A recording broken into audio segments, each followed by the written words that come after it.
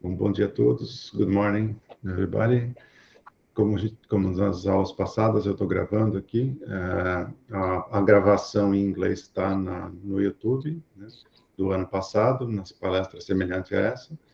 E essa vai ser em português, conforme a Alessandra me falou. Agradecer a Alessandra aí pela palestra mais uma vez. A Alessandra é especialista aí nessa área de sísmica 4D. E vai falar um pouquinho aí para fechar a parte de palestras aí das aplicações que a gente tem, né? A partir da aula que vem são as aulas mais práticas aí sobre o simulador em si. Essas daqui são mais sobre as aplicações do simulador. Então, agradecer a Alessandra. Obrigado, Alessandra, pela palestra. Passar a palavra para você. Obrigada, Denis. Obrigada pelo convite. Bom dia a todos. Bom, vocês fiquem à vontade, né, para fazer qualquer interrupção, pergunta. Eu até agradeço, porque às vezes, né, essa coisa, esse formato virtual, a gente fica falando sozinha aqui do outro lado, é até meio estranho, né? Então, fiquem à vontade para me interromper aí em qualquer momento, tá bom?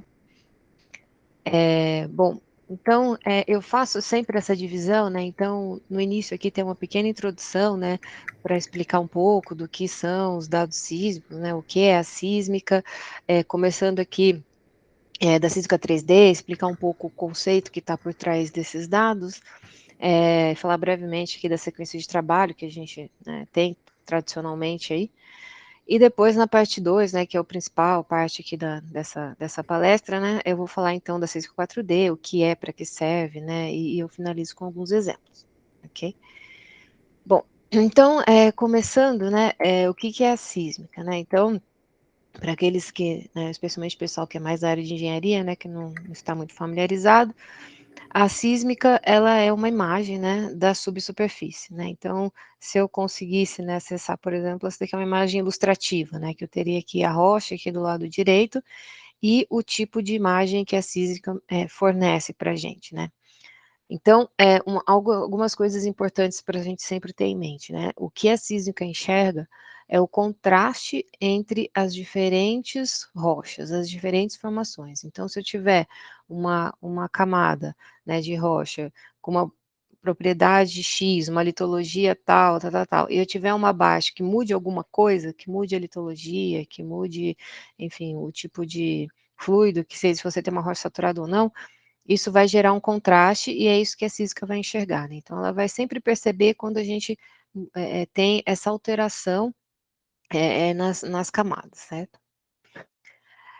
Bom, mas então o que é, né, como é que a gente mede, o que está por trás, né. Então essa é uma imagem sísmica aqui que de algum campo que eu peguei, e é uma imagem bem bonita, a gente consegue enxergar é bem bonita, né, enfim, para alguns pode parecer meio estranho, mas, ela é bastante clara, né.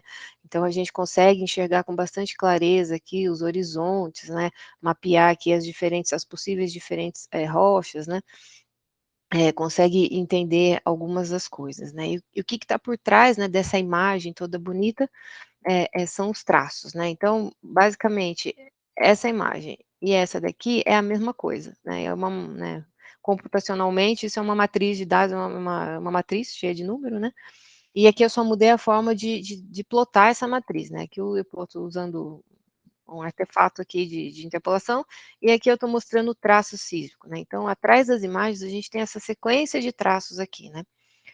E como que esses traços são, adquiridos, né, da onde eles vêm, né. Bom, aí começa então toda a história, né, que quem já viu alguma coisa de sísmica já deve ter ouvido falar, né, que a gente tem, os levantamentos sísmicos aqui, né, então, claro que a sísmica, na verdade, os dados sísmicos, né, ela é o método geofísico mais usado, então, na nossa, né, na indústria aqui de óleo e gás, que ele é um dos mais importantes para obter informação da subsuperfície, né. É claro que a gente não consegue, ter grandes detalhes, mas ainda assim, a sísmica é o método que nos permite, ter essa visão, né, espacial da subsuperfície. Claro que a gente tem os poços, por exemplo, os perfis de poços, né, que a gente vai descer a ferramenta e medir as propriedades da rocha lá no poço e tal. Mas é óbvio que o perfil de poço ele é localizado só onde a gente tem poço, né, e a sísmica tem essa capacidade de ter essa visão espacial grande, né. Bom, os levantamentos sísmicos, eles ocorrem tanto no mar, quanto em terra, né, claro, a gente tem a exploração shore offshore, Então, quando a gente, então ele começa com uma fonte emitindo uma onda elástica, né? Então, se a gente tiver na Terra, isso podia ser, se eu não me engano, isso é mais no passado, eu acho que hoje eles não usam mais, mas, enfim, a explosão de uma dinamite, né? Então, você faz um buraco na Terra, coloca dinamite, explode essa dinamite, e ela gera esse campo de onda que vai se propagando, né, no interior da Terra, e conforme a onda vai se propagando e vai encontrando as diferentes formações, as diferentes rochas, esse sinal é refletido de volta para a superfície, né? Então aí a gente tem uma sequência aqui de receptores, que na Terra chama geofones, que são aparelhinhos, né, que estão no solo, esperando, né, esperando entre aspas, a onda ser refletida e retornar para esses receptores, né? E quando a onda chega, ele registra esse sinal que chegou. Então, em terra, a gente tem dinamite, ou então vibrossais, que é um caminhãozinho que também, como se desse uma espécie de um murro, assim, né, no solo, e gera o campo de onda. E no mar, né, que inclusive é a principal, né, a principal fonte de óleo hoje no Brasil, né, que são os nossos campos offshore, a gente tem, então, uma bomba de ar, né, que fica acoplado em um navio, e essa bolha, né, ela gera uma bolha de ar que ela se propaga em toda a camada de água, né, do oceano, e depois ela penetra o subsolo e acontece a mesma coisa, né, a onda vai penetrando a subsuperfície, e sempre que ela encontra uma camada diferente, uma rocha, uma formação diferente, ela é refletida, e aí a gente vai ter os hidrofones lá, que são os receptores que o mesmo navio está transportando e que registra esses sinais. Bom, então aqui é um esqueminha, né, de como essas coisas acontecem, né, então a gente aqui no offshore, né, aqui no mar, temos o barco, aí ele tem aqui a airgun, que vai enviar é a fonte, né, que vai enviar essa onda mecânica, uma bolha de ar, que vai se propagando, e aí conforme ela penetra aqui, então, o subsolo, né, e conforme ela encontra diferentes formações, como eu venho falando, essas ondas são refletidas, e aí os hidrofones estão aqui e vão captando esse sinal, né. O mesmo acontece na Terra, como eu já disse, né, então, vai ter alguma coisa aqui gerando o sinal, e aí as ondas se propagam no interior da Terra, e os geofones, né, os receptores estão aqui no solo, e vão captar esse sinal que está voltando. Desculpe, estou com uma tosse infinita aqui. Mas enfim, vamos lá. Ok. Bom, então, esse daqui é só uma imagem, né, que eu acho legal mostrar, que é um exemplo, né, de uma aquisição marinha. Então, aqui é um barco, então, aqui a gente tem todos os cabos que estão carregando lá, centenas, né, de hidrofones, né, de receptores.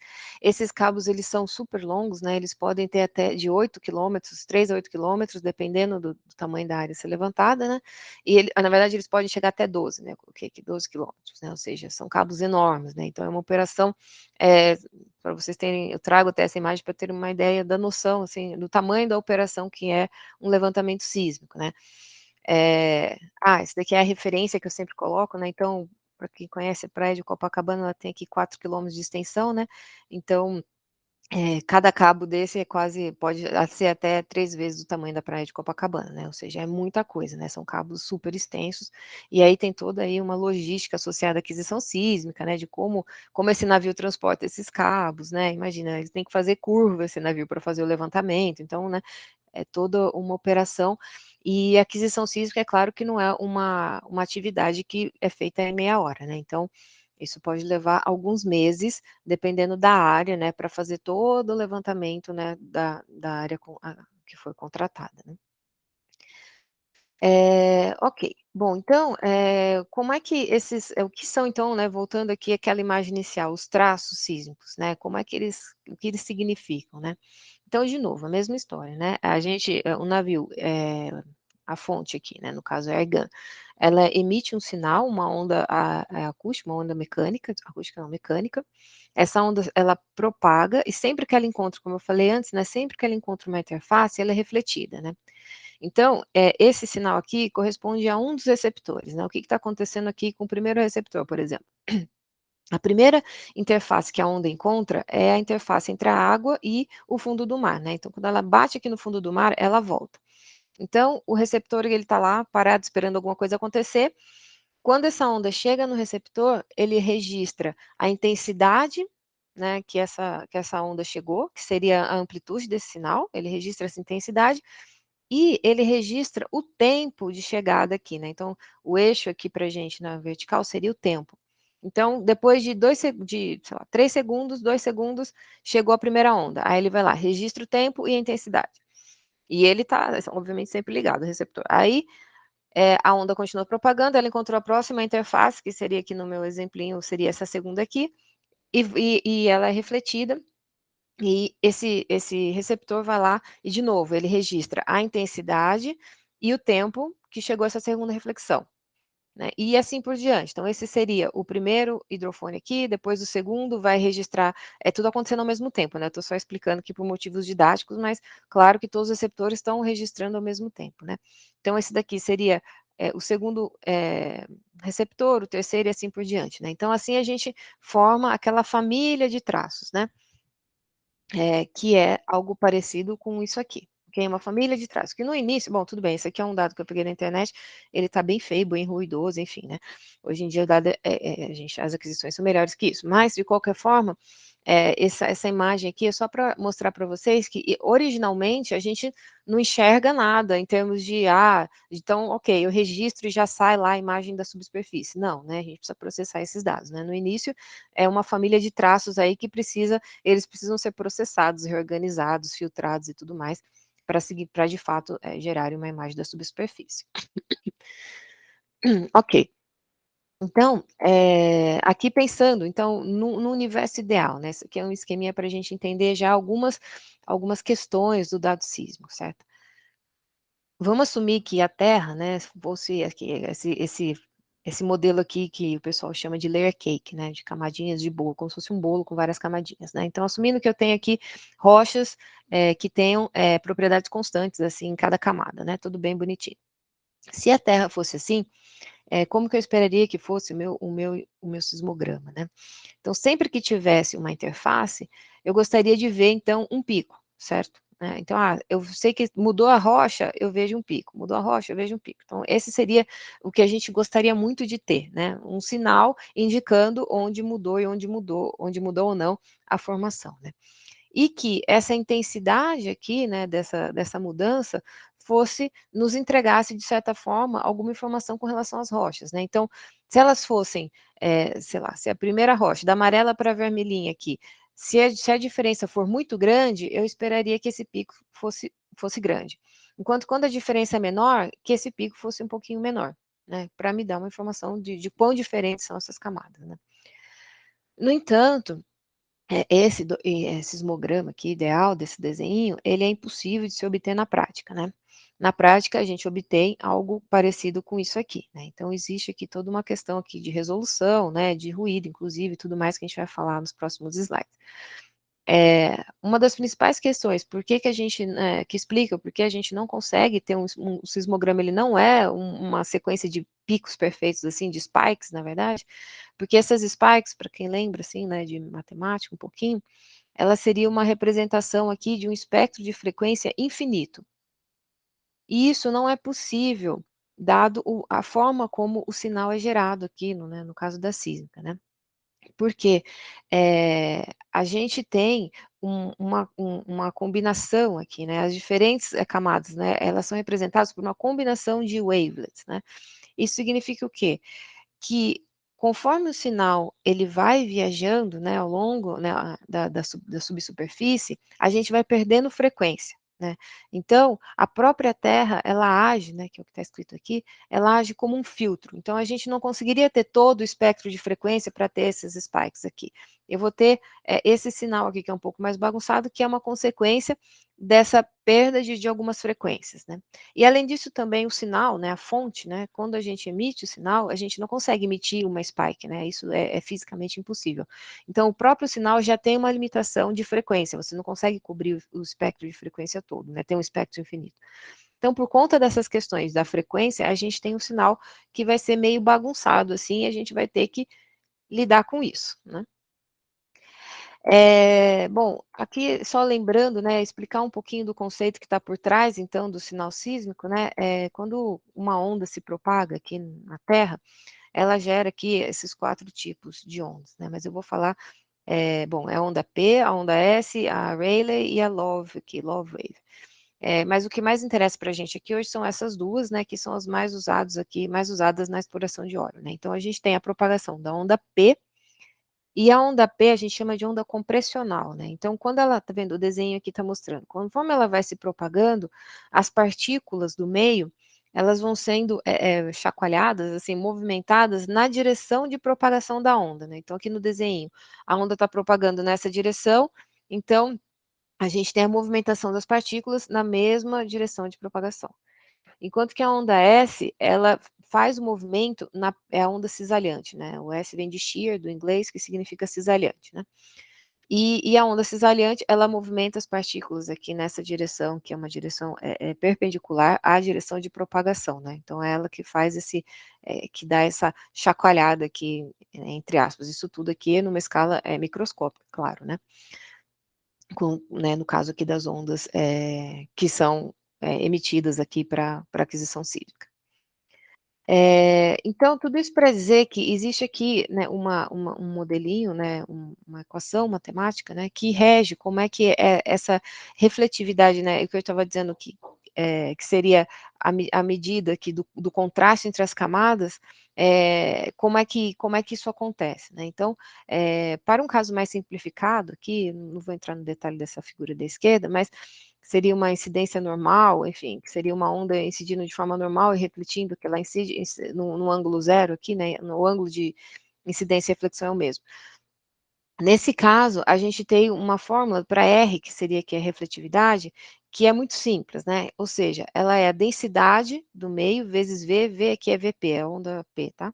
Então, se eu tiver 2 meios, né, assumindo que eu tenho, por exemplo, o amarelo e o vermelho aqui, então, assumindo que, o meio 1 seria o amarelo, eu tenho a velocidade, né, de propagação na onda P nesse meio amarelo e a densidade desse meio, e em vermelho eu teria a 2 aqui, a densidade 2 e a velocidade 2. Então a gente tem essa continha bem simples aqui que nos dá o valor do coeficiente de reflexão, que seria a refletividade, né. Ou seja, o que é isso? Essa conta me diz o quão forte vai ser esse contraste. Então, quando eu olho um sismograma, né, se eu tenho uma amplitude muito forte, significa que esse contraste, né, então assim, esse contraste entre a velocidade e a densidade da rocha, né, da de cima com a de baixo, né, ou vice-versa, é muito grande, né, enquanto quando eu tenho uma diferença pequena, rochas muito parecidas, eu vou ter uma refletividade muito menor aqui, ok? Ou seja, quem está regindo então, né, as propriedades da rocha que estão controlando de certa forma o que eu vou enxergar no meu sinal sísmico, seria basicamente, na verdade são 3 até, que no caso mais complexo falta o VS aqui, mas seria a densidade das rochas e a velocidade de propagação da onda, né. E lembrando também que a gente pode escrever isso daqui como IP. IP, no caso aqui, IP é impedância acústica, né, então é a multiplicação da densidade vezes a velocidade, é o cálculo da impedância, certo? É uma propriedade bastante utilizada, inclusive nos estudos de reservatório. Bom, ok, então aqui eu vou mostrar um exemplinho que mostra um pouco mais como é que essas coisas acontecem, como que o sinal, ele acaba se atrapalhando, né, entre aspas. Bom, imagine que isso daqui seria um perfil de poço, certo? Então cada, quadradinho, cada textura aqui significa uma rocha diferente, como se fosse um perfil de poço, então eu tenho a rocha 1, 2, 3, 4, 5, 6, né. Esse daqui seria o perfil, né, que no meu caso é tudo óbvio esquemático, né, isso não é um dado real, mas seria o valor de impedância então de cada uma dessas rochas aqui. Então eu tenho esse valor de impedância, né, lembra que a impedância é aquilo que eu acabei de falar, que é a multiplicação da densidade da rocha vezes a velocidade de propagação da onda naquela rocha, né. Então eu tenho uma impedância aqui que tem um certo valor, aí essa rocha aqui em azulzinho, ela tem uma impedância um pouco menor, depois eu tenho uma rocha que é verde, né, ou seja, ela é diferente dessa daqui, mas ela tem o mesmo valor de impedância, isso também acontece, né, da primeira aqui. Depois essa outra tem uma impedância bem menor, a menor de todas, e assim por diante. Quando eu calculo a refletividade, que é aquela função que eu acabei de falar para você, que é meramente o cálculo da razão, né, entre a impedância do meio de cima, né, no meio 1 com o meio 2, o de cima com o de baixo, eu teria, então, aqui esse perfil aqui de refletividade, né? Então, ou seja, ele ficou negativo aqui, né? Tá para o lado esquerdo porque é negativo, porque a impedância dessa rocha diminuiu com relação a essa daqui, né? Lembra que a continha era uma subtração, né? Então ficou negativo. Dessa para essa daqui, ele ficou positivo, né? Dessa daqui para de baixo, de novo, diminuiu, ficou negativo, ok? E assim por diante. E o tamanho desse pico aqui, nesse meu perfil, ele representa o quão diferentes são as rochas, né? Que é o quão diferentes são as impedâncias, né? Então, portanto, esse daqui ficou bem grande, né? A gente tem uma refletividade bem alta, porque a gente estava dizendo aqui que a diferença entre essa impedância com essa daqui era bem alta, muito mais alta, né? Esse delta daqui para cá é mais alto do que desse para esse, por exemplo, né? Então, o sinal sísmico ele se constrói dessa forma, né? Só que, de novo, né, esse seria o nosso sinal perfeito, aquela história das spikes que eu falei anteriormente, né? Se o universo, né, se tudo fosse perfeito aqui nesse nosso contexto, a gente teria esse tipo de sinal. No entanto, né, não é isso que acontece por conta das perdas das frequências, ou seja, o sinal ele tem uma banda de frequência limitada. Então, o que acontece é que existe aqui uma interferência de uma wavelet, né? Então, o que eu mostro aqui do lado direito é o seguinte, se eu tivesse, né, vamos assumir que eu tivesse apenas essas duas rochas, essa aqui vermelhinha, laranjinha, com essa daqui desenhada em azul, só essas duas, sem o resto. Como seria o meu sinal? Bom, o sinal, então, quando eu tenho já o efeito da wavelet, que vai fazer essa filtragem das frequências, eu teria, então, um sinal com essa cara, né, um pico negativo, né, e aí eu tenho aqui os lóbulos da wavelet também, né, que faz parte aqui do sinal. O mesmo vale, esse traço aqui, é como se fosse, se eu tivesse apenas essas duas rochas, a azul e a verdinha. Eu vou ter, então, um pico negativo. E ele é um pouquinho maior que esse, porque essa diferença aqui da refletividade, nesse caso, é um pouquinho maior. E assim por diante, né? Esse daqui tem um pico bem alto, negativo, que é por conta dessa diferença de impedância aqui, que era bem grande e tal. E assim acontece para todos os casos aqui, considerando, né, o isolado, né? Ou seja, é como se eu tivesse só essa rocha, só de cima e a de baixo, né?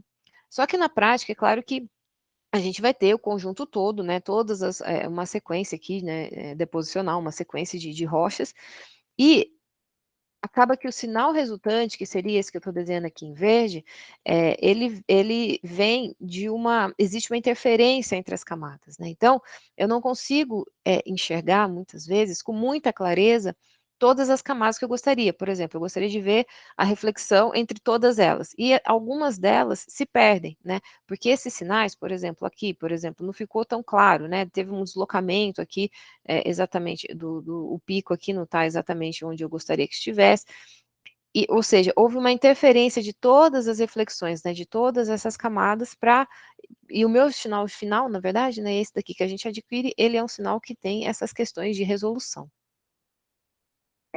Bom, então, aí com isso, né, eu vou falar de um conceito que ele é muito importante para a gente que trabalha com reservatórios, né, que é essa questão da resolução sísmica, né. Então, a gente fala a gente entende como resolução sísmica. Me desculpa, esse slide está em português, agora que eu percebi. Enfim, resolução sísmica é a capacidade de separar dois eventos que estão muito, muito próximos, né, como eu disse. Então, se você tiver, voltando aqui rapidamente, se eu tiver camadas que estejam, né, dois eventos muito próximos, significa o quê? Significa camadas mais delgadas. Então, quando as camadas são mais fininhas, eu vou ter uma interferência muito maior, né, entre os sinais que vai gerar essas camadas, que a interface dessas camadas fininhas vão gerar. Né? Então, quando a camada for muito pequena, vai acontecer que vai haver uma interferência desse sinal e às vezes eu não consigo enxergar, por exemplo, um pico no topo da camada de cima com o pico da camada do topo da camada de baixo. Eles vão se misturar em um sinal só, eles vão interferir, eventualmente a gente só vê um sinal, né? Então, essa é a questão, né? Esse é um dos problemas, né, da sísmica, né? A questão da resolução sísmica, né?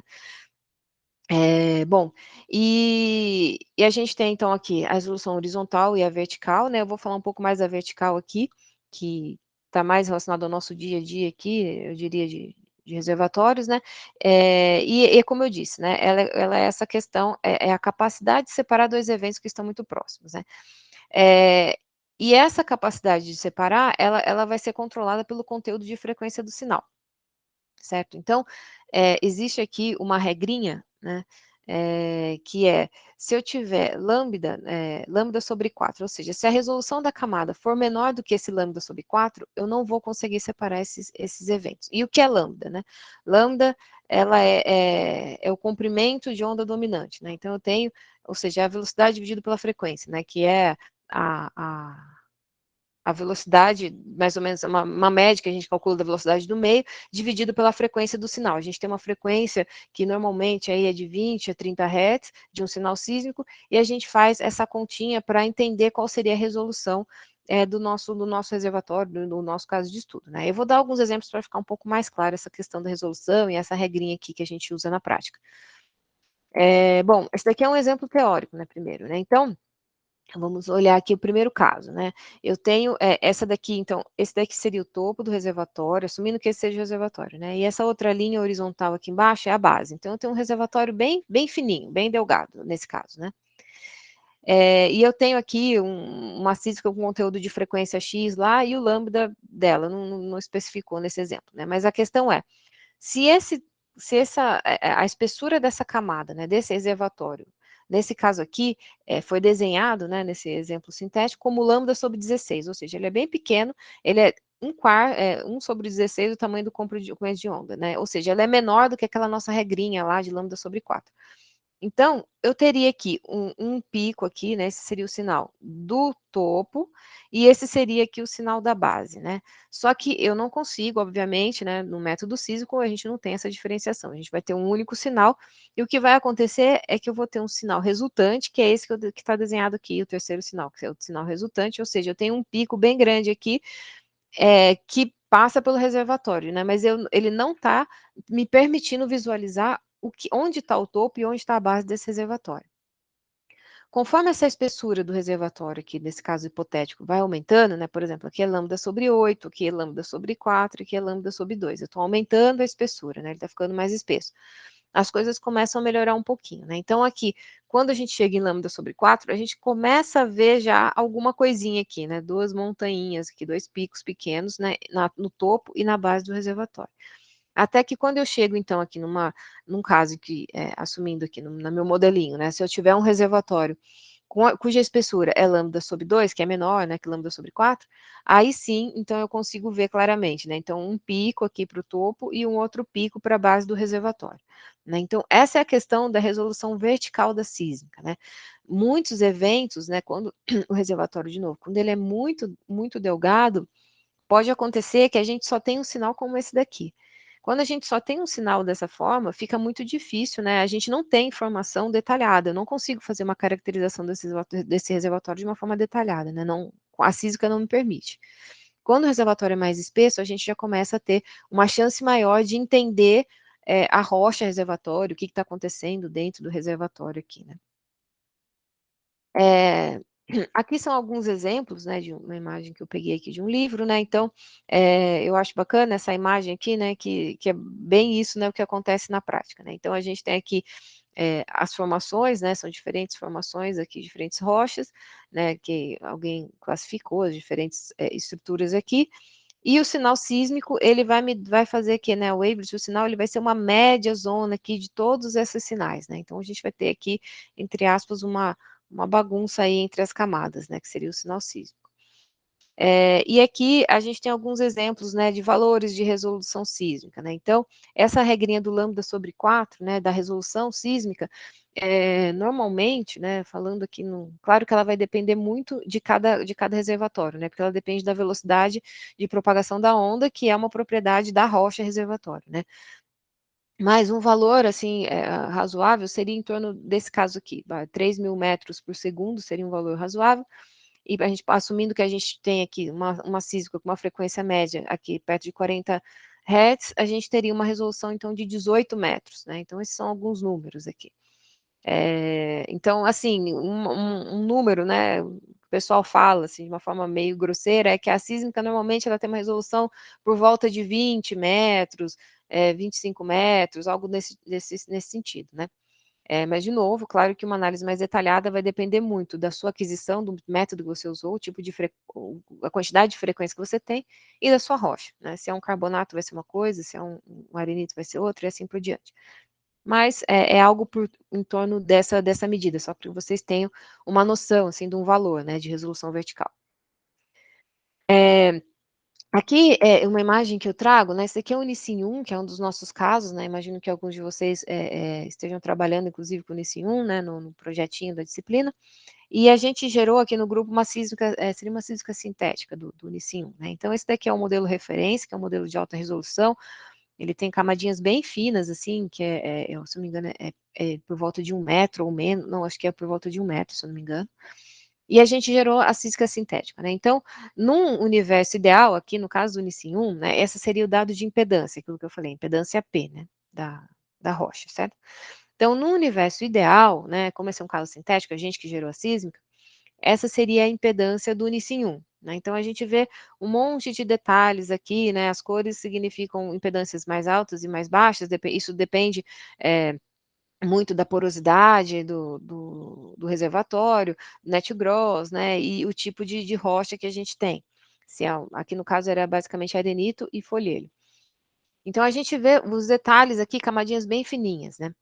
E essa seria a sísmica perfeita. Só que aí depois a gente fez toda essa questão da modelagem sísmica, né, a questão das frequências, e aí trazendo para um espectro de frequência mais realística, eu seria esse sinal aqui, né? Então, é como se a gente tivesse borrando, né? Como se eu tivesse pegado uma borracha, né?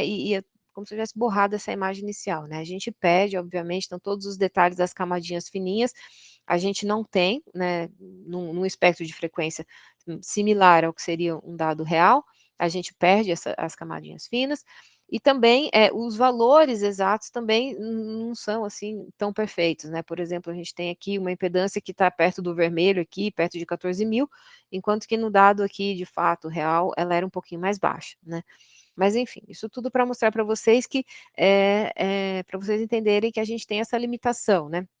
Quando a gente vai fazer a integração, então, de um dado sísmico, seja ele 3D ou 4D, com um modelo de reservatórios, né, seja o modelo geológico, lá, o modelo estático, ou o modelo dinâmico direto, né, o modelo de simulação, a gente vai esbarrar nesse problema, porque muitas vezes a gente vai querer definir propriedades de rocha a cada 2 metros, 3 metros, 5 metros, mas eu não consigo, né, porque eu só tenho essa informação média, né, que a sísmica nos dá, que seria uma média aí de 20 metros, mais ou menos.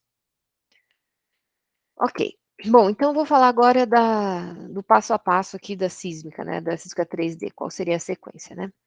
Bom, como eu já falei já no início, né, tudo começa com a aquisição, né, então, a aquisição dos dados, que é todo é uma operação bastante grande, que pode levar algum tempo, né, as aquisições onshore podem levar até 1 ano, sei lá, alguns meses, né, porque pode ser uma operação bastante grande. Depois a gente tem o processamento, aqui é só uma imagem esquemática do que seria um processamento, mas enfim, é um universo que existe aqui, né, tem até um grupo de pesquisa no CEPETRO que é especialista nisso, né, mas enfim, é uma sequência de passos que a gente precisa aplicar para transformar esse dado sísmico numa imagem, né, então, tem muita coisa para redução de ruído, por exemplo, reorganização dos dados e etc. Também não vou entrar em detalhes aqui hoje, não é o objetivo, né. Depois que a gente processa, então, esses dados, e também só lembrando, né, que o processamento também é uma atividade que demanda bastante tempo. O processamento sísmico, dependendo do tamanho da área, também pode levar até 1 ano, né, ele leva no mínimo alguns meses, sei lá, 6 meses, colocando aqui óbvio, depende muito do que você vai fazer com o dado e do tamanho do dado que está sendo processado, mas só para dar uns números para vocês, pode levar 6 meses, ou 1 ano, ou às vezes até um pouquinho mais de 1 ano, para processar todos os dados, né. Depois a gente tem, aqui é só um exemplinho então, né, de um passo, né, então a gente tem um dado aqui, que a gente tinha um dado com ruído, e depois aqui uma etapa que elimina o ruído do dado, né. A gente tem então a interpretação, então uma vez que esse dado foi processado, aí sim eu tenho condições de ter uma imagem sísmica que reflita então, né, a subsuperfície, né, e esse exemplo aqui é um exemplo, ele é engraçado porque realmente, né, parece, se eu perguntar para vocês se vocês enxergam alguma coisa, muito provavelmente vocês vão dizer que não enxergam nada, né, que parece um monte de, uma imagem de um ruído aleatório puro, né, mas, de novo, essa é uma sísmica antiga, né, uma sísmica de baixa qualidade, né. Mas eu brinco porque aqui, se a gente perguntasse o que vocês enxergam nada, né, mas aí depois que passou na mão de um geólogo, de um intérprete, a gente começa a enxergar algumas coisas, né, como, por exemplo, aqui, esse intérprete interpretou aqui algumas falhas, né, então alguns horizontes de interesse, com certeza, aqui, esse laranja aqui seria um corpo de sal, e é engraçado porque eu sempre pergunto para o pessoal, né, onde é que vocês acham que está o reservatório, né, e todo mundo fala para mim que o reservatório seria esse cara laranja aqui, e não é, ele é o corpo de sal. Nesse exemplo específico, o sinal do reservatório é esse azulzinho aqui. Esse seria, é aqui que está a rocha reservatório, é essa rocha que vai ser produzida, né. Então, esse é um reservatório, é um reservatório pequeno, delgado, né, e a resolução dessa sísmica não permitiu, né, enxergar muita coisa, além de apenas um sinal aqui que, certamente, obviamente, ele sabe que isso aqui é reservatório, porque eles perfuraram um poço. Ok, então depois que a gente tem toda essa parte da interpretação, a gente vai ter então os estudos de reservatório, né. Então, depois que a gente interpretou a sísmica, a gente começa a definir então o nosso reservatório, né. Então a gente define o topo, a base do reservatório, né, então os limites, né, a estratigrafia do reservatório, né, como eu mostro aqui, é uma interpretação num dado mais bonito e tudo mais. Também é possível identificar a presença de falhas, por exemplo, dependendo do tamanho dela, né, então quando a falha ela é bastante grande também, tem a questão da resolução, né, a falha, né, então existem as falhas subsísmicas, que são falhas menores, né, então se for menor daquela nossa regrinha, por volta de 20 metros, né, se for menor que aquilo, a gente não enxerga, mas as falhas maiores a gente consegue, né, mapear e desenhar toda a estrutura do reservatório. E isso tudo, obviamente, né, então a gente interpreta a estrutura, né, em conjunto aqui com os dados de perfis de poços, né, que ajudam, né, e isso tudo vai ser usado para montar aqui o modelo geológico, né, que vai ser usado depois, então, né, você já deve ter visto aqui a aula do Manuel, né, que é o modelo geológico, o modelo estático, que depois é transformado aí, né, digamos assim, no modelo de simulação, né. Então aqui a gente está falando, lembrando até da metodologia dos 12 passos, né, do professor Denis, a gente está falando então aqui dos primeiros 2 passos, né, então a caracterização do reservatório e a construção do modelo, né. Então nesse momento aqui a sísmica é usada para isso, né. Ainda dentro dos estudos de reservatório, existe um processo que a gente chama de inversão sísmica, que ele é muito usado em 3D e em 4D também. O que seria a inversão sísmica, né? Lembra que eu repeti aqui aquela imagenzinha que a gente estava falando lá no início, né? Então, lembra que esse daqui, né, era o nosso caso aqui hipotético, né? Então, seria que as diferentes rochas aqui que compõem esse meu sistema, e esse seria o sinal sísmico, né? Então, quando a gente faz a aquisição sísmica, né, esse seria aqui um dado sísmico, a gente tem esse sinal verde, é o que é medido. No entanto, o que eu gostaria é de obter informações da rocha, né? Eu não quero ver só essa informação da refletividade, onde mudou a rocha. Eu quero, de fato, poder caracterizar meu reservatório. Então, eu quero saber, primeiro, onde está, qual é a rocha reservatório, né, que tipo de rocha eu tenho, eventualmente as não reservatórios que estiver, né, dentro entre o topo e a base aí do reservatório. Eu quero entender qual é a litologia, eu quero entender porosidade, né, qual é a porosidade do meio, e eu gostaria que a sísmica me desse esse tipo de informação, né. Então, para isso que existe a inversão sísmica, né. Então, basicamente você pegar o sinal adquirido, né, que seria aqui o dado de entrada, né, a nossa refletividade lá, a reflexão sísmica, a gente roda então o processo inverso, né, ou seja, eu saio desse sinal para chegar aqui no dado da rocha em si. Então eu saio um dado de amplitude, né, de reflexão ali das interfaces, para um dado de camada, que vai me dizer propriedades da rocha, né, porque a impedância sísmica ou a densidade da rocha, elas são propriedades da rocha, não é uma propriedade de interface, né, não é a diferença entre a rocha de cima com a de baixo, como é o dado aqui de amplitude, né, que vê a interface. Quando a gente faz a inversão, a gente está começando a acessar propriedades da rocha em si, certo? Então, Esses estudos aqui, dentro do estudo de reservatório, essa questão da inversão sísmica, ela tem um papel fundamental aqui para ajudar a caracterizar o reservatório, né, entender melhor todas essas questões que eu falei, litologia, caracterizar, estimar a porosidade, coisas do tipo. Aqui a gente tem um exemplo, né, então aqui o nosso caso sintético, né, o NICI 1, então esse seria, então, por exemplo, né, esse seria o dado sísmico, né, que são aquelas reflexões que a gente gerou aqui para o NICI 1, e esse seria o dado invertido, né, que seria então a impedância, né. Então, de novo, aqui eu tenho uma propriedade de fato da rocha. Na amplitude, eu tenho uma propriedade de interface, né, que é essa coisa do sinal sísmico, né, que me indica onde eu tenho mudanças de rocha, né, rochas com diferentes características. Esse daqui também é um dado, esse é um dado que eu peguei aqui na internet, enfim, é um exemplo de uma inversão. Então, eu tenho aqui a amplitude sísmica e a gente estima, né, aqui de novo, uma impedância sísmica, né. Então, o processo de inversão, ele vai estimar, então a gente chama aqui de propriedades elásticas, né, que seria a velocidade de propagação das ondas, da onda P e da onda S, a densidade, né, ou a impedância, né, que é a multiplicação aqui da velocidade pela densidade. Em estudos mais avançados, como eu disse, é possível, inclusive, você, a partir desses dados sísmicos, né, dessa inversão sísmica, a gente pode estimar, por exemplo, aqui, um modelo de porosidade, né. Então, esse aqui é um caso 3D, onde foi estimado, a partir do dado sísmico, os valores de porosidade, então, para todo o grid, né. Isso é bastante importante, claro, para a geração dos modelos de reservatório, né. Aqui é um trabalho um pouco mais avançado, que eles fizeram a estimativa aqui de tanto de litologia quanto de conteúdo de fluido, né. Então aqui essa imagem é uma imagem bem bonita, né, lembrando, eu peguei isso aqui do site da CG, que é uma empresa de serviço, então claro que a imagem é a imagem de propaganda do software deles, né, então teria que ser bonita. Mas é interessante porque, claro, é uma imagem de um dado real, e nesse caso eles conseguiram, né, então essas nuvens pretas aqui, elas indicam a probabilidade da existência de petróleo aqui, né, de óleo ou gás aqui, de hidrocarboneto.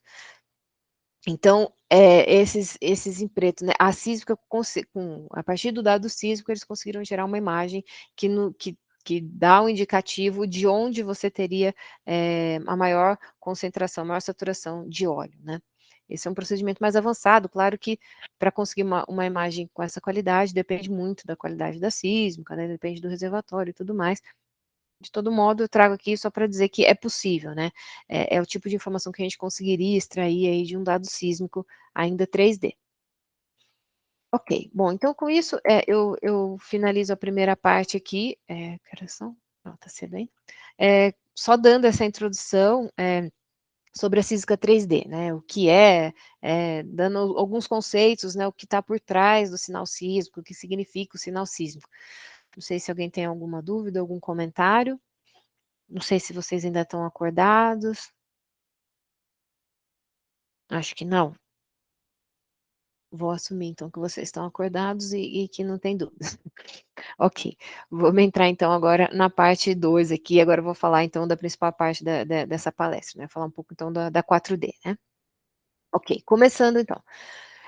O que que é a física 4D, né, então o que que é essa quarta dimensão, da onde vem a quarta dimensão, né? Bom, esse daqui é um projeto de um fotógrafo, ele chama Nicholas Nixon, que chama Brown Sisters, que são essas 4 irmãs aqui, né, ele é casado com uma delas, e ele teve essa ideia de tirar retratos, né, fazer fotografias aqui das 4 irmãs durante 40 anos. Então todo ano, eles se reuniam, e aí as 4 irmãs aqui, elas eram posicionadas sempre na mesma ordem, né, aqui sempre, elas estão na mesma ordem aqui, né, da esquerda para a direita, e ele foi fotografando essas irmãs aqui ao longo de 40 anos, né.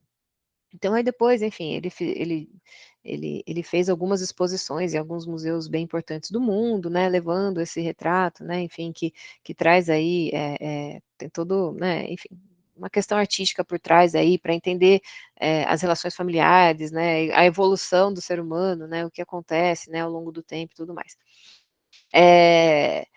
A Sísmica 4D, ela tem uma ideia muito parecida, né? Então, a Sísmica 4D seria fazer um projeto muito parecido desse fotógrafo, né? Então, extrair, né, tirar imagens, né, gerar imagens da subsuperfície aqui em vários anos, né? Não necessariamente todos os anos de produção, mas alguns anos ao longo da produção, certo? Então, o que a gente vai fazer? A gente vai ter, então, um primeiro levantamento, o que a gente chama de base, que num tempo zero, e depois a gente começa, depois o reservatório que ele já, bom, enfim, em algum momento o reservatório entra em produção, e depois que ele começa a produção, esses levantamentos sísmicos, eles são repetidos, né? Então, da mesma forma que quando a gente, por exemplo, compara a foto das irmãs depois de 40 anos, a gente começa a ver o que aconteceu, né? Ah, o cabelo ficou assim, apareceu uma ruga, a pele está assada, enfim, a pessoa está mais triste, mais feliz. Da mesma forma que a gente consegue avaliar a evolução comparando duas fotos, né? Aqui a gente vai fazer a mesma coisa, né? A gente vai comparar o sinal 4D e ver o que mudou, né? E o que vai ter mudado? O que vai ter mudado é justamente o que aconteceu dentro do reservatório, né? Porque esse reservatório está em produção. Se ele não tivesse em produção, teoricamente essas físicas seriam idênticas, né? Se eu repetisse em uma área que nada estivesse acontecendo, né? Bom, então a gente pode ter aqui vários monitores, né? O levantamento base, idealmente, ele seria uma sísmica adquirida antes da produção do campo, né? Esse seria o ideal, que aí você tiraria a foto, aí, entre aspas, do reservatório num momento antes dele começar a produção, né? Como ele estava ali intacto. E depois a gente faria, então, o acompanhamento, depois que começou a perfurar os poços, depois que entrou a estratégia de produção e tudo mais. Mas, normalmente, não, isso, enfim, para alguns casos isso acontece, mas não é tão comum, né? Normalmente, o levantamento base, ele acontece no início da produção, ou um pouquinho mais para frente, aí depende muito de cada caso. Mas isso também não é um grande problema. Uma pergunta aqui que também é bastante frequente é quantos monitores, né, e qual é a frequência dessas aquisições? E, de novo, existem algumas possibilidades, né? Depende muito do caso, depende da importância do seu campo, né? O quão importante é você monitorar esse campo, qual é o retorno financeiro que esse campo lhe traz, né? Se for um campo importante, muito provavelmente você vai querer investir mais, então pode ser que seja interessante fazer mais levantamentos sísmicos. Depende também do tipo de reservatório, porque tem alguns reservatórios que são mais amigáveis à tecnologia 4D do que outros. A gente vai falar um pouco disso mais para frente. São reservatórios que o sinal 4D dele é mais claro, você tem uma capacidade maior de ver as mudanças do que outros, né? Então, a frequência também vai depender, a frequência de aquisição também vai depender disso, né? Ok, bom, eu lembro, né, porque para a gente não confundir, né, que a quarta dimensão aqui é o tempo, mas a gente tem que só tomar cuidado, porque a sísmica não é esse tempo aqui, né, porque a sísmica, né, o dado sísmico 3D mesmo, né, como eu expliquei lá no início, nos primeiros slides, ela é de que o eixo vertical dela, ele nasce em tempo, né, que é aquela história do receptor que está registrando o tempo de chegada, né, do sinal. Então, nos geofísicos, eles costumam trabalhar que o eixo vertical costuma ser o tempo, né? E claro que em algum momento o tempo é convertido para profundidade, né? Porque não faz sentido eu falar que o reservatório está a 3 segundos da superfície, sei lá, da superfície da água ali do oceano. Não faz sentido você falar um negócio desse, né? Faz sentido você falar que o reservatório está a 3.000 metros, né, de profundidade. Então, a gente, em algum momento, converte. Mas esse slide aqui é só para não causar confusão, né? Então, que a quarta dimensão é esse tempo da produção, não é o tempo, né, de registro aí da onda sísmica, ok? E um outro nome também bastante comum para sísmica 4D é time-lapse seismic, né? É sinônimo de sísmica 4D. Ok. E por que a sísmica 4D funciona, né? Então, quando a gente quando a gente compara os dois levantamentos, né? Então, aqui eu tenho um exemplo, né? Esse aqui é um mapa, né? Então, a gente está olhando um reservatório de cima. Esse reservatório é o reservatório de Marlim, que foi um dos reservatórios mais importantes aqui, né? Do Brasil, antes da descoberta do pré-sal. E esse é um artigo aqui, um artiguinho do pessoal da Petrobras. E eles usavam, né? Esse reservatório foi monitorado com sísmica 4D, né? Então, por que a sísmica 4D funciona, né? Porque o sinal, ele é sísmico, né, isso que eu estava explicando lá no início, né, ele é sensível a variações de litologia, variações de fluido, de pressão. Então, sempre que a gente tem alguma variação na rocha, o sinal sísmico, ele é sensível a essas mudanças, né? Então, se eu tiver uma rocha, né, pensando agora no universo do 4D, eu tenho a minha rocha reservatório, um arenito, por exemplo, ele estava inicialmente saturado de óleo, né? Então, eu fiz uma sísmica e eu fiz o levantamento sísmico e aí teve todo, né, as ondas propagaram nessa rocha que estava saturada com óleo. Depois de X tempos, depois de alguns anos, né, eu implantei uma estratégia de produção e, como é o caso aqui de Marlim, por exemplo, a gente eventualmente injetamos água no reservatório. Então, aquela rocha, naquela região que estava inicialmente saturada com óleo, agora ela vai estar saturada com água. Quando a onda, né, quando o levantamento sísmico acontecer, a onda vai se propagar nessa rocha agora saturada com água, ela vai gerar um sinal diferente do que ela gerou no início, que era uma rocha saturada com óleo. Então, quando a gente faz a diferença desses sinais, né, como se eu pegasse as duas fotografias e fizesse a diferença entre elas, eu vou ver a ruga né, que apareceu, eu vou ver o cabelo que mudou, aqui também, né? Então, quando eu faço a diferença, eu vejo, por exemplo, né, nesse caso aqui de Marlim, como a água injetada se movimentou no reservatório. Né? Então, aqui em azul, nessa imagem, esse reservatório, de fato, ele estava sendo produzido com a injeção de água, ele tem alguns postos injetores, e em azul, a gente vê bem claramente como é que a água está se movimentando dentro do reservatório. E essa é uma informação muito importante, né, para o gerenciamento do campo, né, por alguns motivos, né. Então, dando um exemplo bem básico, inicial, se eu quiser, por exemplo, perfurar um poço, um novo poço, um infill drilling, né, um poço novo aqui nesse reservatório que já tem uma estratégia implantada, obviamente eu vou evitar as regiões onde a CISC 4D está indicando aqui como azul, né, porque eu sei que são regiões que já estão inundadas com água. Ok. Bom, então, quando a gente fala da Cisca 4D, né, como eu falei anteriormente, né, quando a gente tem uma mudança no reservatório, o sinal ele vai ser diferente, né. Então, aqui é um esqueminha mostrando como, né, teoricamente, o que muda, né.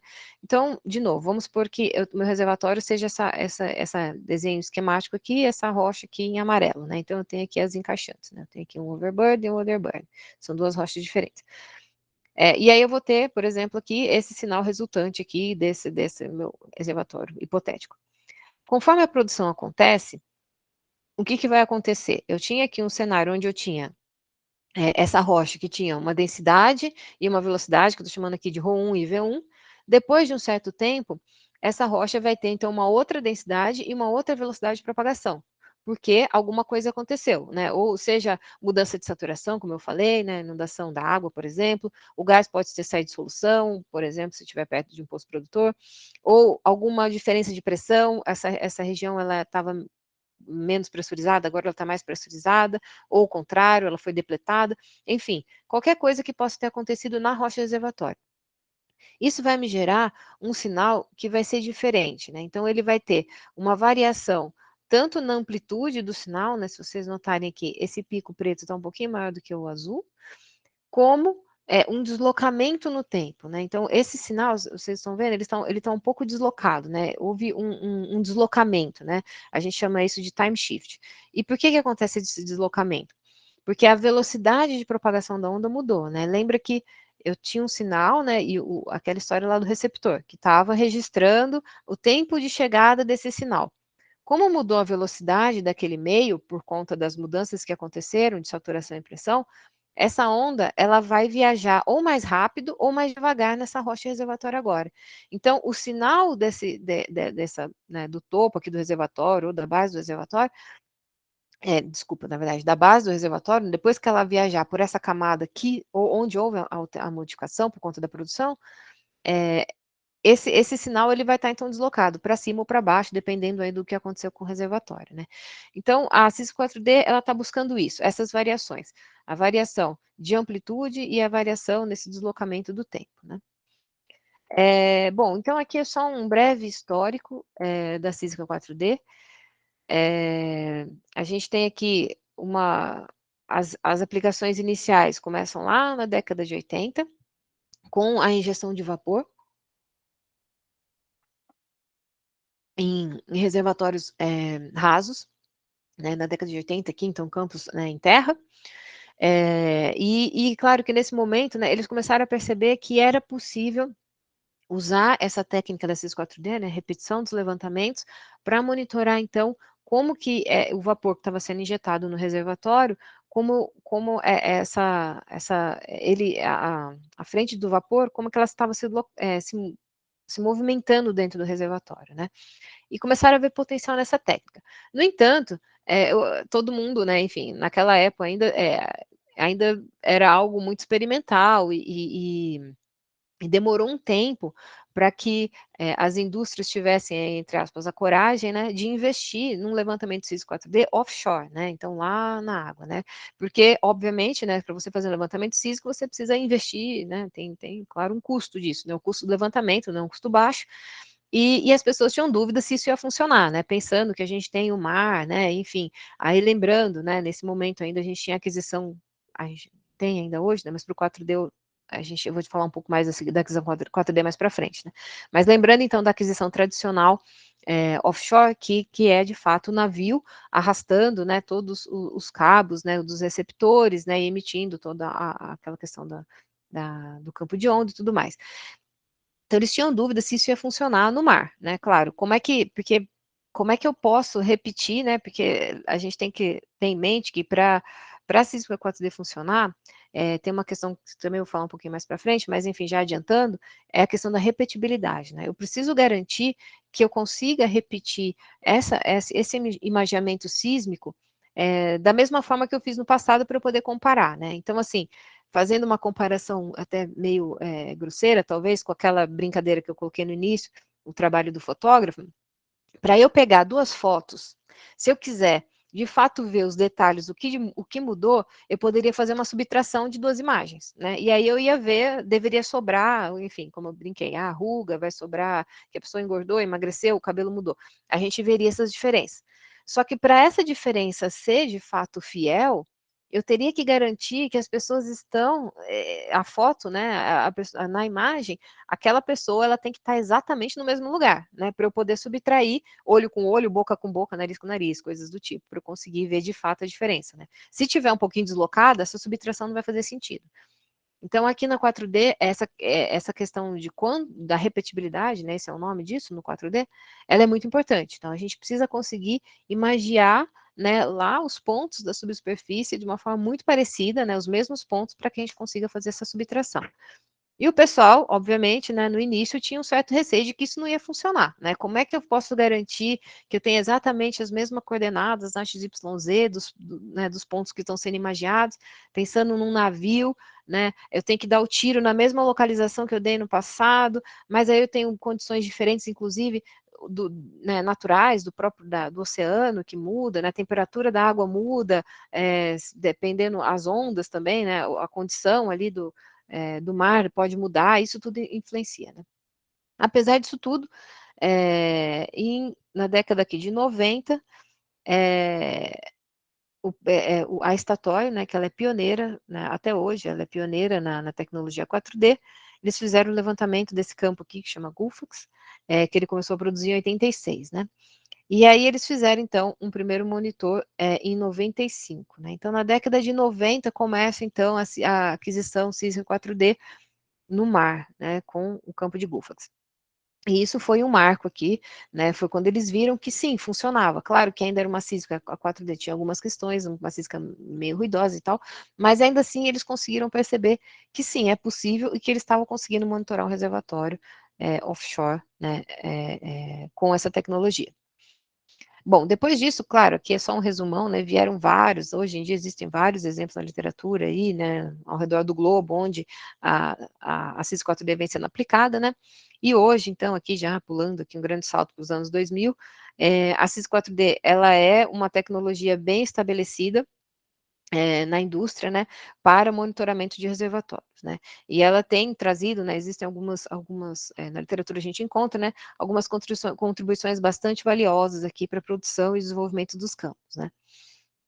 Inclusive algumas das empresas, como a Statoil, há um tempo atrás eu conversei com o pessoal do Estatório, né, e eles me disseram, não sei se ainda é assim, essa é ainda a mesma política da empresa, mas eles me disseram que na Estatório, a Cisco 4D, ela fazia parte do desenvolvimento de todos os campos. Então, se você acreditava que algum dos campos, né, eu digo, você lá, o engenheiro, né, o geofísico, o geólogo do campo, se a equipe se o time daquele campo acreditava que não era necessário fazer um monitoramento 4D naquele campo, eles tinham que defender o porquê de não ser necessário, né? Não o contrário, né? O contrário que normalmente acontece, por exemplo, na Petrobras ou na maioria das outras empresas, é isso. Você tem que defender que o campo é importante, que seria importante usar CIS 4D. Na Statoil, eles já tinham, eles têm, né? Até onde eu sei, eles têm a CIS 4D como uma premissa básica para o desenvolvimento de todos os campos. Pelo menos os grandes, né? Os importantes. Bom, então a gente tem vários casos aqui, estudos de casos da literatura, que mostram o sucesso aqui da Cisco 4D, né, aqui eu coloquei algumas referências, né, e no final aqui, vocês vão ter o slide, vocês podem, né, ler esses artigos. Hoje também aqui, né, trazendo para o contexto do Brasil, alguns dos campos gigantes do Brasil já têm Cisco 4D, outros vão ter, né, inclusive, recentemente eu tive uma reunião e eu vi, o pessoal apresentou uma agenda de aquisição Cisco 4D, então, e aqui no pré-sal, nos próximos anos vão ser adquiridas vários levantamentos 4D, então vários campos vão ser monitorados com essa técnica, né, isso já foi aprovado e está em andamento, né, então a demanda aí por atividades que envolvam 4D tende a aumentar agora aqui nos próximos anos, né, aqui no cenário do Brasil. Bom, e essa daqui é uma frase que eu acho interessante, que é desse artigo aqui do Colin e esse autor Michelena, que fala que ele é um must do, né, então a pessoa tem que fazer para todas aquelas pessoas que estão seriamente interessadas em gerenciamento de reservatórios, né, então é isso que a gente estava discutindo, né, é algo que se você quer monitorar o campo, você precisa investir nessa tecnologia, né. Bom, aqui, esse slide, eu discuto a questão das incertezas no exercício 4D. É um pouco de filosofia aqui na aula, né? Eu acho até um pouco divertido. É mais divertido quando a gente está presencial, mas enfim, vamos lá. Eu tenho aqui na linha aqui horizontal, ele mostra aqui, então, as incertezas, né? Então, aqui, baixa incerteza e alta incerteza. E aqui na vertical seria o conhecimento, a informação. Então, um baixo conhecimento e um alto conhecimento, né? Então, vamos começar aqui desse primeiro cantinho, né? Então, eu tenho aqui um alto conhecimento e uma baixa incerteza. Então, ele chama aqui no inglês aqui de non-knowns. Ou seja, coisas que eu sei que eu sei. Né? Então, como eu disse, pouco de filosofia. Então, coisas que eu sei que eu sei. Então, por exemplo, eu sei que o meu reservatório é um carbonato. Ok, essa é uma informação que eu sei e eu sei que eu sei. Ótimo, muito bom. Então, não tem nenhum valor se eu tiver, se algum outro método ou alguma outra, qualquer método que você tem, sei lá, para colher dados de um reservatório. Se ele for te revelar que o reservatório é um carbonato, esse método não te serve para nada, porque é uma informação que você sabe, então não tem valor você saber de novo que é um carbonato, né? Depois, a gente tem aqui o non-unknowns. Então, são coisas que eu sei, quer dizer, eu sei que existem, mas quer dizer, que eu não... Peraí, é coisas que eu sei que eu não sei.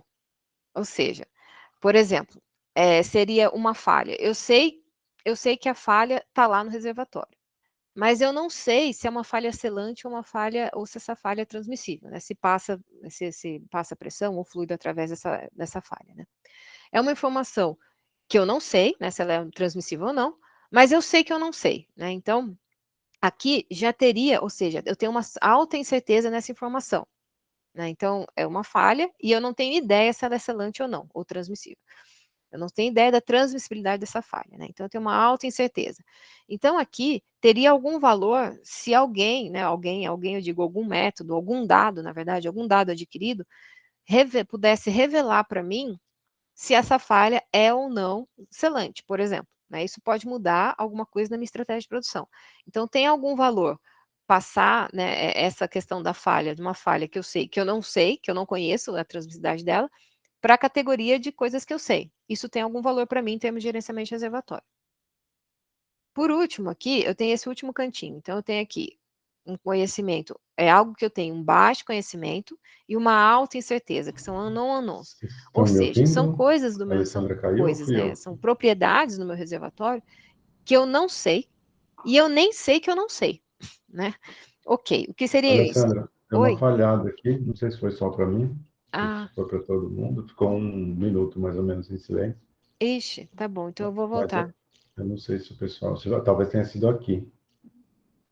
Ah, tá tudo certo. Então foi só para mim, Alessandra, desculpa Ah, foi só para interromper. você? Ah, tá bom, Tá bom, obrigada. desculpa.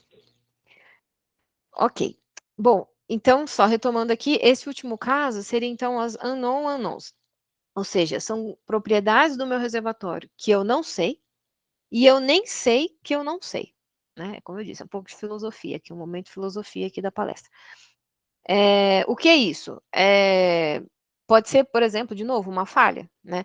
Uma falha subsísmica, que existia existe a falha subsísmica, eventualmente, ela está lá no reservatório, mas os dados que eu tenho até o momento, uma física 3D, os dados de poço, tudo que eu tenho adquirido até o momento, não revelaram a presença dessa falha, né? Então, ela está lá, é, ela está lá, ela vai influenciar minha produção, né? Ela pode ser uma falha selante, por exemplo, ela vai influenciar minha produção e eu nem sei que ela está lá, né?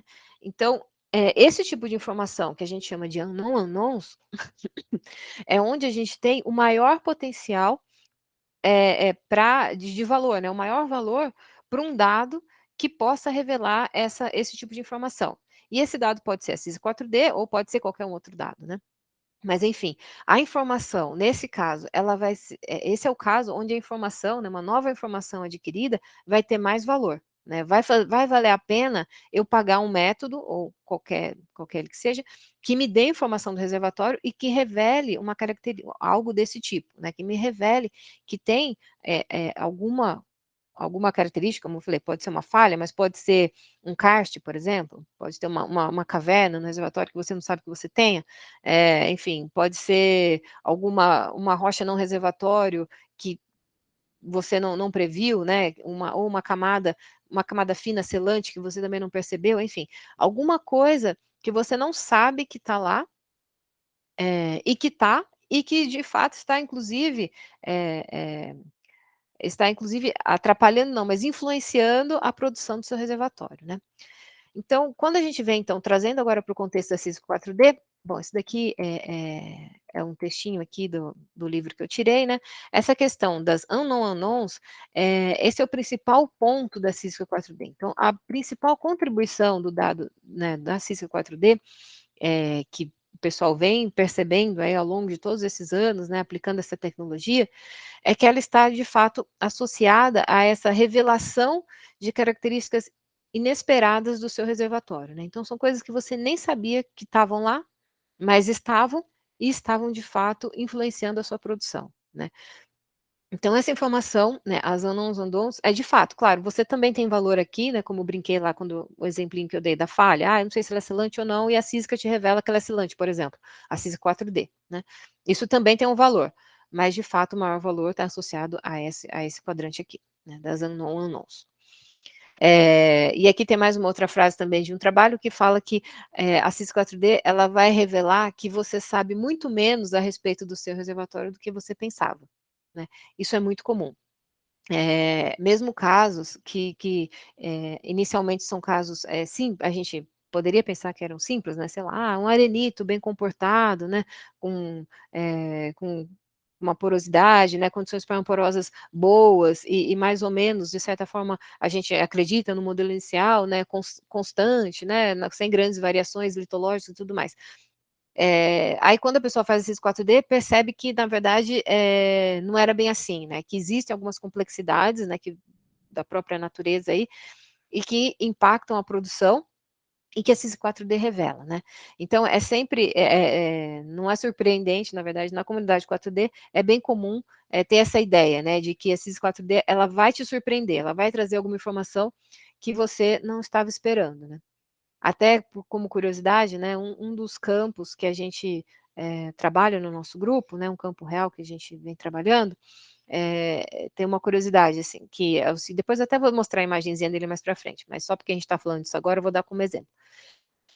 esse campo, quando a gente, olhando apenas os dados de produção, né, então o histórico de produção dos poços, né, vazão de óleo, água, gás e tal.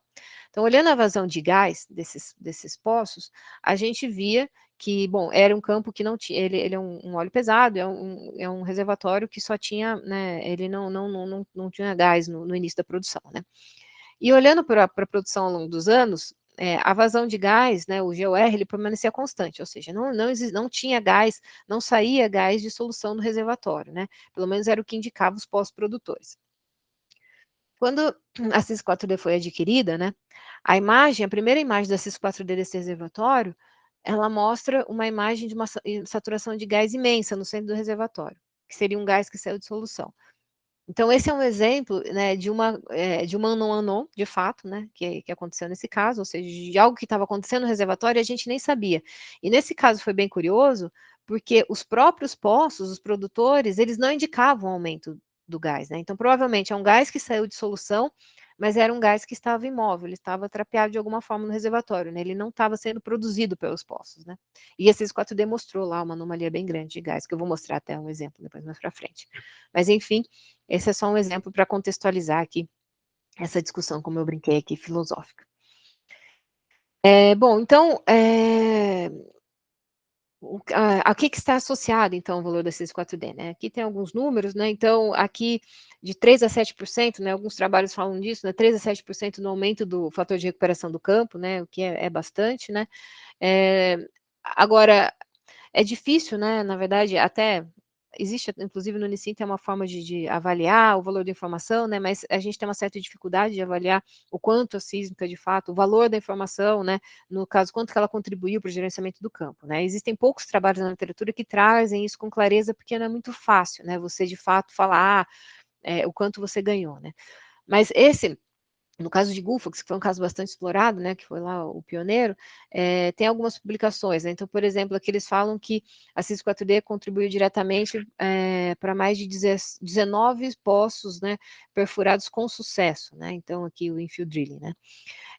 E eles calcularam aqui que ela gerou um NPV aqui de aproximadamente 1 bilhão, né? Enquanto que o valor total aqui dos dados que ele adquiriram na CIS4D foi mais ou menos aqui 60 milhões, né? Então você investiu 60 milhões para ganhar 1 bilhão, né? Ou seja, vale a pena, né? Também a estatóide, bom, isso daqui está um pouco antiguinho, até preciso dar uma olhada como é que eles estão falando agora, o que eles estão falando de Norne agora. Norne é um outro campo que a Statoil opera lá no Mar do Norte, e eles falam, né, que o fator de recuperação naquele momento era 56%, eu acho que essa informação, ela tem aqui uns 3 anos, eu preciso até atualizar, mas de qualquer forma, né, ainda é válido, né? Então, ele tinha, na época, um fator de recuperação de 56%, e eles tinham o objetivo de chegar até a ser pelo menos 58%, chegar a um fator de recuperação de 58%. E eles falam também, né, num dos trabalhos deles aqui, que a CIS4D, ela era uma ferramenta-chave, né? Então, como eles tinham essa ambição aqui de aumentar o fator de recuperação, né, de um campo maduro aqui, super maduro, eles viam a CIS4D como a forma de fazer isso, né? Bom, aí depois a gente tem aqui aumento de reservas, né, redução do custo de perfuração também, e uma melhor caracterização aqui de modelos geológicos, né, e obviamente aqui a gente vai ter modelos com uma previsão de produção mais confiável, né, e aí com isso você consegue ter uma otimização de estratégia aí de forma mais rentável, né. Bom, aqui tem alguns valores de quanto custa Cisco 4D, então aqui o custo, esse daqui eu peguei de um curso, né, que foi dado pelo Marcos Groschal, que é um geofísico da Petrobras, e eu achei interessante essa comparação, né, porque é muito difícil a gente também ter esse valor, porque o valor, quanto custa um levantamento de sísmica 4D, não é algo que você encontra, assim, facilmente aí na internet, você procurar, vai ser difícil você achar um valor, né. Até mesmo porque, enfim, tem vários fatores que influenciam nesse preço, e tem também uma questão aí de mercado, né, que o pessoal não revela exatamente quanto custa.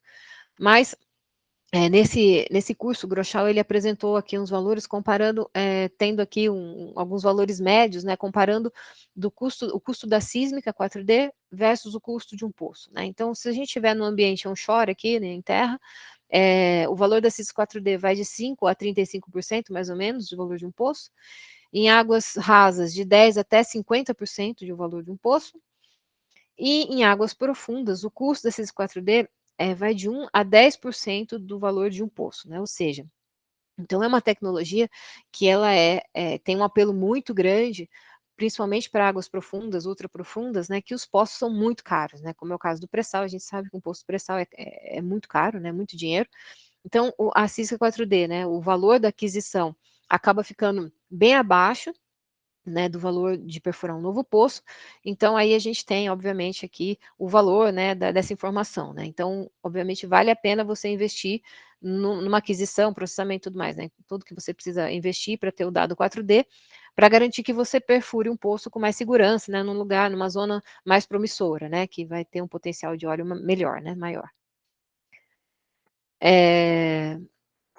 Bom, alguns casos de sucesso, então a gente tem o Mar do Norte, né, então é onde a gente tem uma campanha, uma atividade 4D bastante extensa, né, de novo, a Statoil, ela é muito, muito ativa nessa área, né.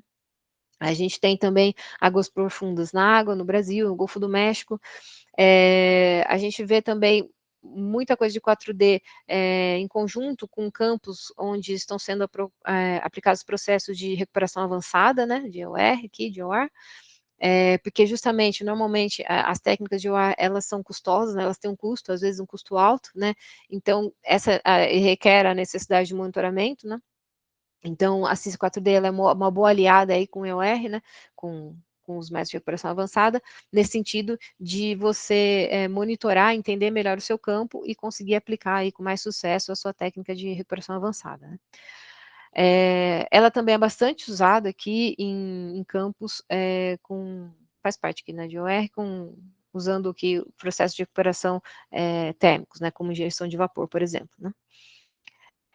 E mais recentemente, a CIS ela vem surgindo aqui também como a CIS 4D, né, como uma forma de monitoramento com processos que envolvam injeção de CO2, né, então monitoramento de CO2.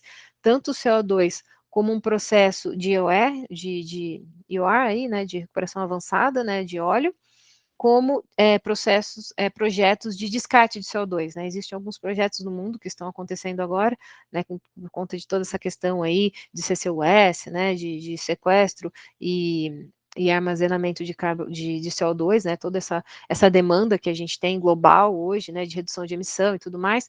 A CIS 4D ela também está surgindo aí como uma ferramenta muito forte para monitoramento de processo de descarte de CO2, né? Então tem alguns projetos que estão acontecendo aí ao redor do mundo, onde eles já estão usando a 4D como forma de monitoramento de descarte de CO2.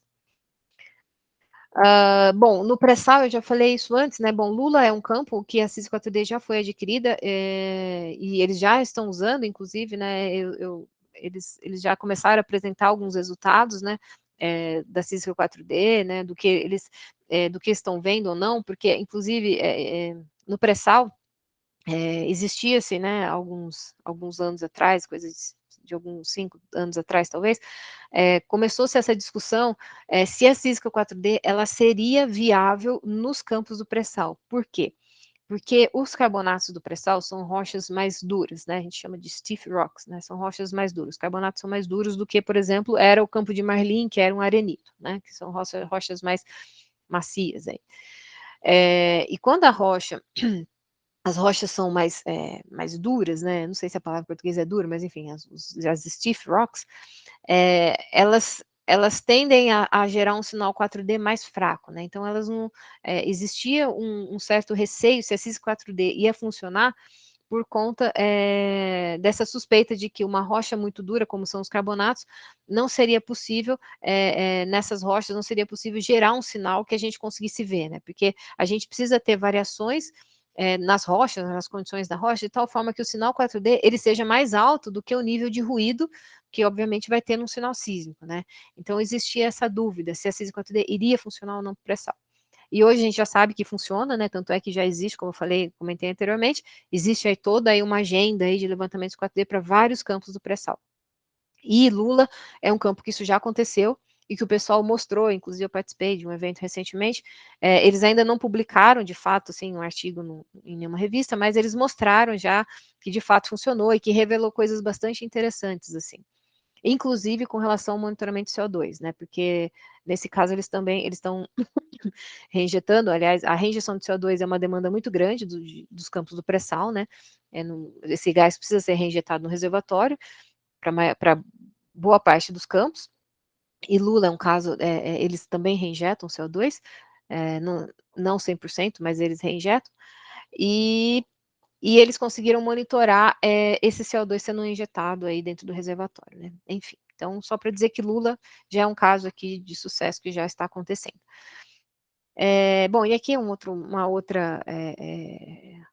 parceria aqui da Shell também, que a Shell atua muito fortemente, né? Ela é uma das nossas financiadoras muito forte, que inclusive é a nossa financiadora do projeto 4D aqui do Unicim, né? Então eles estão colaborando aqui para reduzir o custo do monitoramento de 4D aqui para os reservatórios do pré-sal. É um movimento que já está acontecendo, né? Deixa eu ver que horas são, 9h20. Eu acho que a gente pode dar uma paradinha antes de eu falar um pouco, que agora eu vou entrar aqui numa sequência aqui, falar de detectabilidade, repetibilidade. Acho que a gente pode parar um pouquinho, fazer uma parada aqui de... Quanto tempo o pessoal está levando? 10 minutos? 15? Entre 10 e 15, Tá exatamente. bom. Então agora são